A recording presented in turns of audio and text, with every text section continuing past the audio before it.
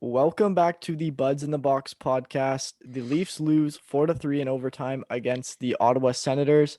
What did you guys think of the game? And most importantly, what did you guys think of Frederick Andersen's Well, performance? I thought that Frederick Andersen actually he didn't have a terrible game. Um, it wasn't like horrible. Like he didn't let in some goals that were like unbelievably bad, but he was definitely caught out of position a few times. The Leafs in general, they were not playing their hardest. You could tell. Um, no one wants to get injured, right? It's a completely meaningless game. To get injured in a meaningless game like that would just suck because that's a team that's not making the playoffs. That was their last game of the season. They're out of a playoff spot. And the Leafs have a huge series coming up in 5 days. So, or less. So you don't want to get injured. And the Leafs were not playing to their fullest. I think it was more like, let's just like get Matthews a goal. Let's keep the guy's legs going. Make it more of like a scrimmage kind of thing where, not a lot of contact. Foligno did take a couple of he was trying to really get back into it. He had a really good game, actually, I thought. But um, in terms of Andersen, Andersen was just okay. But it's his first game back in the NHL. So then again, he's also playing a bunch of rookies and nobodies. So, at the same time, it was an okay game. So I mean, no yeah, offense, Ottawa that's fans. the best way to say it. He was like okay at best, and on top of that, um, it's not like he's ever been good against Ottawa, which is also something his track record just this year, including against Ottawa, it's just like phenomenally bad, phenomenally. Wait, Phenomenally. fun. I don't know how to say it, but Phenomenally. phenomenally. I can't get it out. Just not good this year. I'll just say that. And for whatever reason, Anderson just can't find a way to just squeak a little win past Ottawa, the second last place team right now. So Third that's last, tough luck actually. for us. And what? Third last. I always correct you in these podcasts, but they're above Calgary and Are you Oh Vancouver. yeah, throwing shade? they just got ahead Calgary. Are you throwing Um, shade right now? yeah, What do he you mean? I'm is. always correcting you in these Yeah, No, no, yeah, I he feel is. bad. I don't mean to do it. I just Wow. have like I just it spits out of my mouth, but He just spits it. He's always spitting. All right. He's spitting Um, those bars. but yeah, in terms of the Leafs game, it did look like they were kind of coasting, just taking it laid back kind of game. yeah, I agree. I think Anderson's performance is, I think the best way to describe it is subpar. You know, it wasn't good enough to get the win, but it was good enough to get 1 point. So subpar. And yeah, it's a nothing game for the Leafs, nothing game for the Senators. And I doubt everyone was trying hard enough. I mean, just the Leafs played a really bad game. They definitely were outplayed. So just for them to even be in that game is, I guess, a win for us. So yeah, but not the best confidence booster to go in the playoffs. Yeah, I think the Senators were trying to go out with like a bang. Yeah. They were definitely trying to win because it was their last game of the season and they had nothing to lose and nothing to gain. So, or everything to gain, I guess, just to like keep going into next season, right? The Leafs could not care less if they get this extra point or like, I think I'd rather Marner give it away there and get scored on than him get like nailed from behind by idiot Kachuk, right? So, um, at the end of the day, the extra point does not matter. The whole game doesn't matter. And I think Ottawa was really trying to get like they were really going hard, which obviously is amazing. You want to see your team do that. Um, but the Leafs were not going so hard. So Yeah. And before we get into the game, I just wanted to mention that we're still doing a jersey giveaway. So make sure you guys comment which player you want on the jersey in the comment section. Also, let us know your opinion about the game if you had one or Anderson's performance. And like and subscribe. Also, just a message from our sponsors. As you know, we are being sponsored by Manscaped. They are the best men's grooming brand out there. And you can go to manscaped.com right now and use the code BUDS20 to get 20% off and free shipping off any item. So that's a pretty good deal, I'd say. And yeah, Felly's showing off the products that they sent us. They're really amazing. So make sure you guys go check it out. And the Leafs game. I mean, the first period was kind of boring to say the least. No action at all. But we were watching the game together, and one thing that we did notice was Ben Hutton's play. Did you guys have an opinion on that? He looks sloppy. He's not going to be playing day one in the playoffs, I don't think, unless Bogosian is out still, which actually he might be. Yeah, he might. But I don't know if I think Sandin. The reason Sandin's not playing is because of the limit that he can play without Eligibility. using his rookie contract. So I think that's the only reason Sandin's not playing. But Hutton looked pretty soft. I think maybe he doesn't want to get injured for the playoffs. I think the whole team was kind of playing like that, but especially Hutton. It doesn't matter. It really doesn't, this game. And maybe he knew that and kind of it like put something in the back of his head that like, oh, I don't really have to try. But he didn't look like he was trying at all, or he was, and he looked very mediocre, below average, for some of the plays he was making. Yeah. Well, I mean, Before you go, Jude, I just wanted to say something. So sorry for cutting you off. But just to prove that, like, the Leafs didn't really care about this game. Before you go, Jude, when Matthews scored that goal to tie the game with 2 minutes, 30 seconds, we were jumping up for joy. They tied the game. Matthews did not care one bit. Yeah. He did And not. Tavares did his normal. Yeah. All right, go ahead, Jude. Sorry. but yeah, with the Ben. Oh wait, do you want to say something, Eric? No. Oh, okay. God. With the Ben. No, wait, actually. Oh, sorry. Just let Eric go. Just let him go. In terms of Ben Hutton, I mean, like, I don't want to put all of that. We're not there yet, but a big cause that first goal, put it on his shoulders, kind of thing. And I don't like doing that. But at the same time, Felly said he's kind of playing for no reason, and in that sense, unless he's been told that he has a spot in the playoffs, he might have a reason to play, and that was just a terrible showing. Like you never know if they're like, oh, you got to fight for this spot, right? There's Sandin, there's Liljegren, and whatever, and maybe he was fighting for a spot, and he was just soft that game. Bad night. Everyone has them. Sometimes also it's not even like he's blatantly not trying it. It's like sometimes it's like a back of your head, like it's in the back of your mind. You're not thinking about it, but at the same time it's there, and like you could be like going for a 50-50 puck, and like it's happened to like me. Either you're on a good team and you've already clinched the playoffs, which I've had, or you're on a really bad team and you've been out of the playoffs for 10 games. So like at some point in time, like it's kind of in the back of your head, in a meaningless game, completely meaningless game to him. He does not need a win to any of the Leafs. And he may not be blatantly thinking like, I'm not going to go to this puck because I don't have to, because it doesn't really matter at the end of the day. But it might just be in the back of his head where he's not thinking about it, but his body is kind of like telling him, okay, don't get injured here. It doesn't matter that much. But like he's not thinking it. He wants the puck, but he's kind of holding back a bit subconsciously. And that happens. Like when you're playing in a meaningless hockey game, that's what happens. There's no scouts in the stands. No one's really watching. You're playing the best team and you're on the last place team, and it's almost the end of the season. I've been in those games, and it's so easy to subconsciously not try. Mm-hmm. I'm not saying that he was, because I think he is definitely fighting for a spot in the playoffs, but subconsciously maybe he wasn't at his best today. Yeah. And I mean, the perfect way to describe Ben Hutton's performance is with that goal 19 minutes in, with 1 minute left, Zaitsev, a former Leaf, scores on Frederick Andersen. It was actually a well-played shot. He seems to be doing that a lot this year. Slap shot from the point and posting in. I mean, Frederick Andersen did have a shot at saving it, but Ben Hutton was actually screening him. Felly pointed that out during the game. So, I mean, just he couldn't box out his man and screened his own goalie. So, I mean, that stuff happens, though, and we move on. The second period, though, the Leafs tied it 1-1. Muzzin's power play goal. Nice to see the power play getting going, but, the Leafs are still playing bad, and it was, kind of a storm about to brew against them. But, we got lucky there.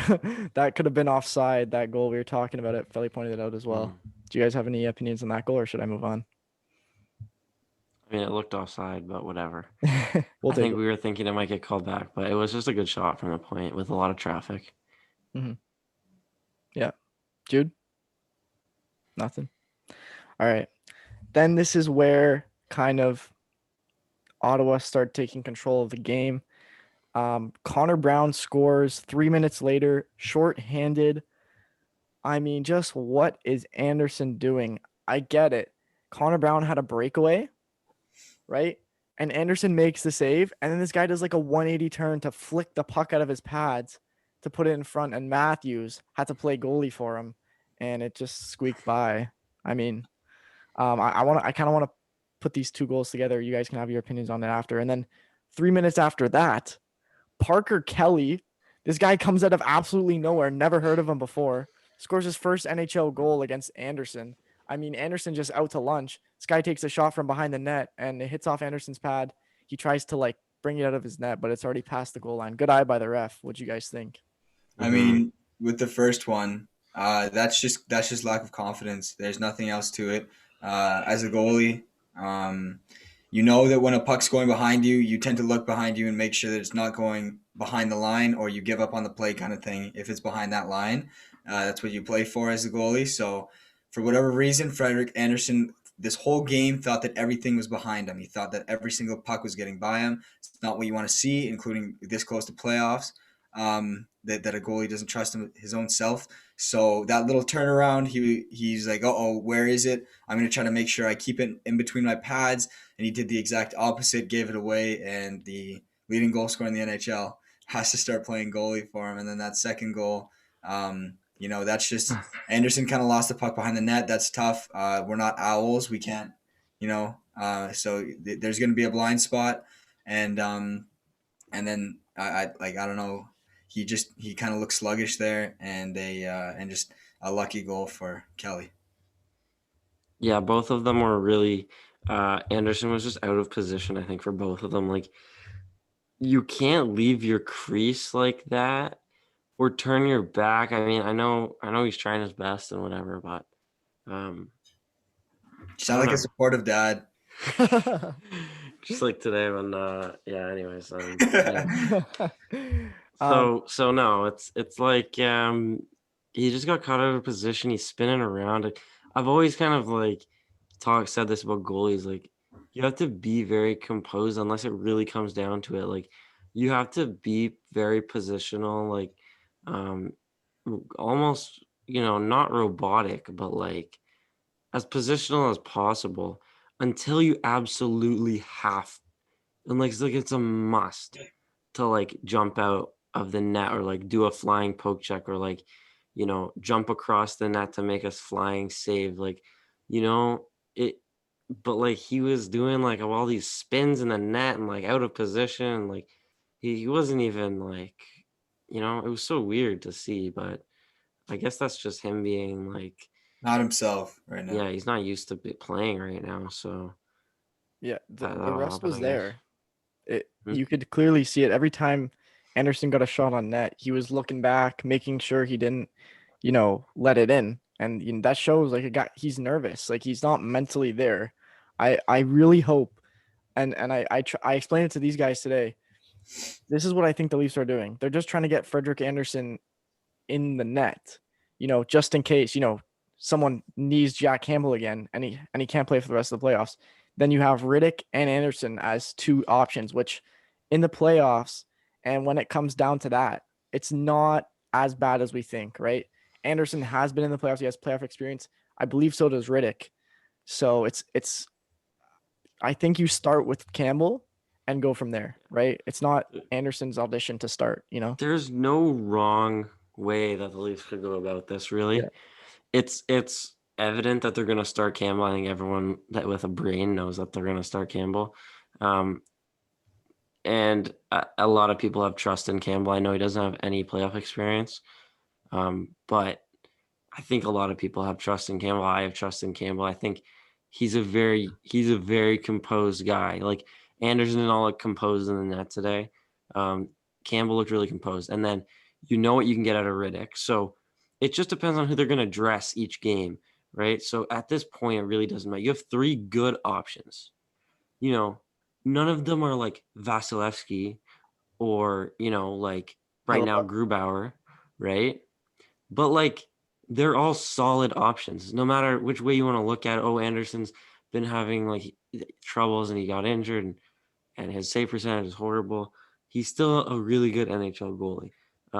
Same with Campbell, same with Riddick. So at the end of the day, whoever you need to put in the net is a decent option. It's not like, honestly, it's not like I'd rather not put Devin Dubnyk in the net. You know what I mean? Like than any three of those guys, or a couple of the other backups like that are in the playoffs right now. For sure. I don't think St. Louis has a great backup, do they? Billy Husso, and no, I don't. Right. Is St. Louis in the playoffs? Yeah, I think so. Fourth string then. You know, there's a couple of teams that I'm like, okay, our goalie situation is way better than them, right? So even a lot of teams. A lot. Even Tampa. If something happens to Vasilevsky, oh, McElhinney's so bad. They can't win the cup with McElhinney, right? So like that was interesting that they didn't make a move at the deadline, but for a goalie. But anyways, at end of long story short, Leafs are in a good goalie situation with three guys that you can trust. A lot of teams only have one guy right now. Yeah, and I think we'll get to this in future podcasts talking about playoffs, but I'll just get like a quick thing in is we're talking about a lot about playoff experience, stuff like that.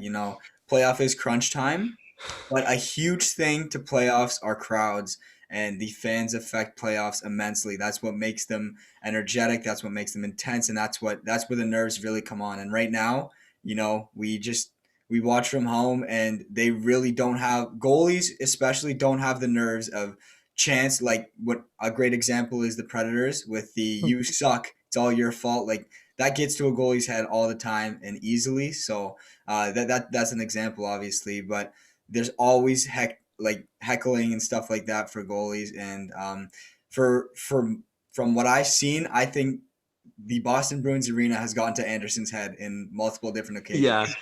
How about that story that Andrew D'Agostini told us Yeah. on the podcast? Oh yeah. When they were in Kingston and everyone started chanting "D'Agostini has no weenie." And that's like Canadian university hockey. So yeah. No. He was on Guelph Storm. Yeah, but that was like that was when he went. That was Queen. No. He was on Guelph. He said it was Queen. That was Queen's University. No. What happened was they were playing Kingston Frontenacs, and he was on Peterborough. Yeah, the Pete's. Oh, was it? And really? it was Queen's night in Kingston. Oh, yeah. So all the Queen students were there, and they were behind the net, chanting "D'Agostini has no weenie." Got it. So you can go watch that podcast if you want. D'Agostini is one of the goalies on the Marlies right now, and we had him on the podcast like last summer, maybe. So, great guy. Yeah. Oh yeah. Awesome guy. Yeah, and he played well for the Marlies. So yeah. The Leafs though finding some identity. 4 minutes after Parker Kelly's first NHL goal, Tavares scores. And before I get into the goal, I just wanted to say this one piece that I wrote down. Yeah, got it. Even though the Leafs were playing bad, they still managed a way to climb into the game, right?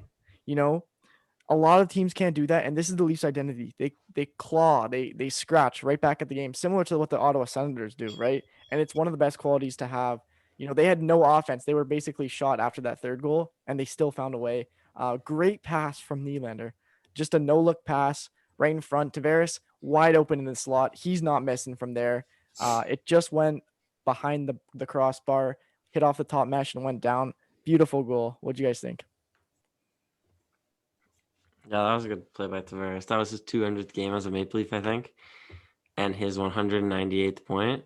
And 50th point of the season. So, hey, he's putting up amazing numbers as a Leaf. And any criticism that he's gotten, okay, like he's getting overpaid, blah, blah, blah, he's not. He's easily – you pay that money for a point per game player, right? Like that's what you do. He's played 200 games, and he's literally at a point per game. Yeah. So you can count on him every single game. Doesn't matter. So that's we always praise Tavares in here, and think Tavares is getting some criticism that isn't deserved. But so far, like lately, he's been really good. And I think an issue last year in the bubble was Tavares was not having his way at all. I think it might have even been Foligno who was mainly shutting him down, which is kind of funny. Yeah. but Marner was not on his game in the bubble. I think a lot of guys last year, mainly Tavares and Marner, were not ready going into the bubble. They mentally weren't completely there, and but this year, I mean, Tavares is on fire. These last 10, 15 games, if he's guns blazing into the playoffs right now. Marner, he's sprinting into the playoffs. Matthews, 41 goals, sprinting into the playoffs. Nylander making these amazing no-look passes, scoring a lot of games. He's sprinting into playoffs. Riley, Yo, even Thornton. guys. Pardon? Joe Thornton, he has 8 points in his last 9 that's games. what I was gonna say. Spezza. Even guys like Spezza, Thornton, Foligno had a really good game. Jude was mentioning that Kerfoot's been playing really well. If they can all keep this up and just take it right into the playoffs, there's going to be literally until they hit a bump, they're going to be flying through, I think. Hopefully the bump is not early, but they'll overcome it if it is. Yeah. Jude, were you going to say something? I just said Galchenyuk on top. Okay. He's not. Yeah, he's exactly. not throwing crazy numbers up, but he's always noticeable in every single game. Yeah. And then the third period, not that many things happened until the end. Foligno, this was all Foligno. I remember Felly saying that he carries it in. He does a perfect job protecting the puck, letting no one get it. Down to Tavares. Tavares, fiddling with it, playing with it. Then he does a wraparound. He tried that a few times this game. And this time, even though it didn't work, got right out in front to Matthews. Matthews waiting there. Slap shot. He's not missing that. When we were watching the game, he didn't really react. He literally just skated forward. And we're like, did he score? And then I saw the refs hand go like that. Yeah. And then we started jumping up. Oh, I saw JT go like this. So that's how I knew he went in. Yeah, but perfect play by that. But I don't think, I think we've already gotten into that goal. But I kind of want to get more into, the overtime. What is there even to say? I mean, they won the draw. It seems like they always win the draw. Marner circled back and then passed it to Tkachuk. Well, he meant to pass it to Riley, who's not on the Leafs. Wait. Yeah, tape to tape. Right to Tkachuk. No, I mean, I think Marner was trying to play it safer than turning up, because I think Tkachuk was kind of up, he was right up on him. So if Marner tried to make a tight turn, knowing Tkachuk could have pushed him straight from behind, he could have done something stupid. But it's honestly better that Marner, didn't risk getting injured. He probably wouldn't have got injured on that play, but whatever. He was trying to make a safer play. Tried to chip it, but his stick kind of got lifted by Tkachuk, and whatever. And then it all went down. You probably watched the game if you're watching this, but Tkachuk passes across it, and Andersen lets it go right through his 5-hole. Yeah. Well, that was weak, but whatever. It's meaningless. Matthews couldn't have done anything. Riley really couldn't have done anything else. It was mainly Marner's fault, but who cares? Yeah. Really, at the end of the day, it doesn't matter. Better to get the game over with than to get the extra point. So it is what it is. Yeah, for sure. I mean, maybe Marner watched the podcast when we lost in that other OT, and he shot it on net for absolutely no reason, right? Yeah. And they went on a 2-on-1 the other way. So he probably was going for the safer option, which turned out to be the more dangerous option. And Freddie got across, but he did. Not good enough for whatever. Yeah, but whatever. It's a meaningless game. We're moving on to the next one. We're getting set for the playoffs, so it doesn't matter. And we'll wrap it up here. So thank you guys for watching the Buds in the Box podcast. Make sure to let us know your opinion about Freddie's performance or anything about the Leafs. We'd love to chat in the comments. Make sure to like, subscribe, and use our Manscaped code BUDS20 for 20% off and free shipping. And for the Spotify listeners, thank you for listening, and make sure you follow us on Spotify. This has been the Buds in the Box. Bye for now.